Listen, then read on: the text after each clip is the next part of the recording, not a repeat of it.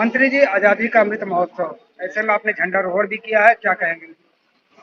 देखिए, अपने उन शहीदों को याद करने के लिए, अपने उस स्वतंत्रता संग्राम सेनानियों को याद करने के लिए शायद इससे अच्छा अच्छा अवसर इस देश में नहीं हो सकता। आज 15 अगस्त है।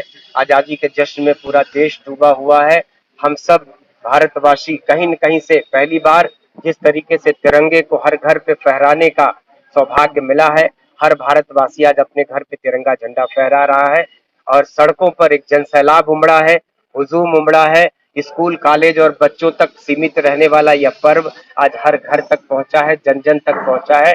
हम इसके लिए अपने देश के प्रधानमंत्री जी को, नरेंद्र मोदी जी को, उत्तर प्रदेश के यशस्वी मुख्यमंत्री योगी आदित्यनाथ जी को हृदय से आभार प्रकट करते हैं कि आज उन सब की प्रेरणा से, उन सब के दिशा निर्देशन में पूरा देश जैसे लग रहा है कि नई अंगड़ाइयां ले रहा है। अब वो कमजोर देश भारत नहीं, अब वो दुनिया का सबसे आर्थिक महाशक्ति और 5 ट्रिलियन इकोनॉमी का देश बनने की तरफ अग्रसर भारत दुनिया की एक बहुत बड़ी ताकत है। हम उस देश के रहने वाले हैं, तो निश्चित ही आज हम सबको गर्व की अनुभूति हो रही है। सर, कल जो है ऐतिहासिक एक और कार्यक्रम किया गया था, विभाजन की विभीषिका। ये इसमें क्या करेंगे सर? और किसी ने कहा है कि ये रोशनी जो अंधेरों से होके आई है, न जाने कितना निचोड़ा है जुगनुओं का लहू। आखिरी दिन जो 14 अगस्त थी, ये एक महीने मार्च से लेकर 14 अगस्त तक का ये जो सफर था, बंटवारे का जो त्रासदी थी, बंटवारे की जो पीड़ा थी, इसमें अनुमान है कि 5 से 10 लाख लोगों की जानें गई थी।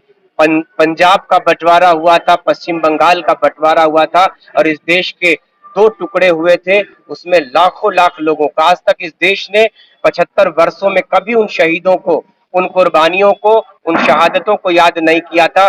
पहली बार इस देश के प्रधानमंत्री के आह्वान पर, इस देश के मुख्यमंत्री, उत्तर प्रदेश के मुख्यमंत्री के आह्वान पर हम सब ने उनको याद किया।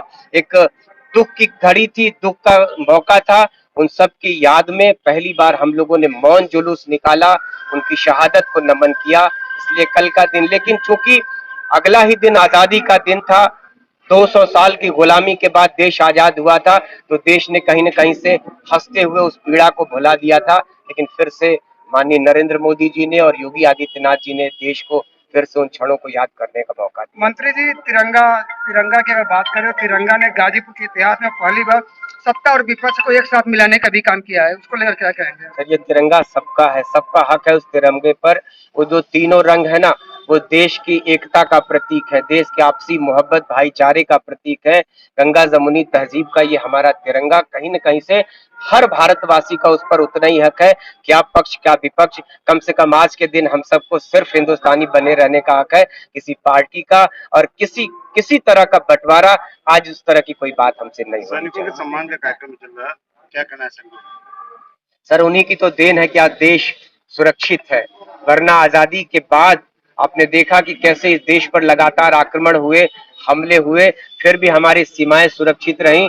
तो आजादी के बाद भी इस देश में एक जंग लगातार लड़ी जाती रही, 71 की लड़ाई हो, 62 की लड़ाई हो, तो कहीं न कहीं से आज हम सुरक्षित हैं। तो उन देश की सीमाओं पर रक्षा करने वाले शहीदों की बदौलत, उन सेनानियों की बदौलत, उन सैनिकों की बदौलत हम आज इस देश में सुरक्षित हैं, हमारी सीमाएं और हम भी।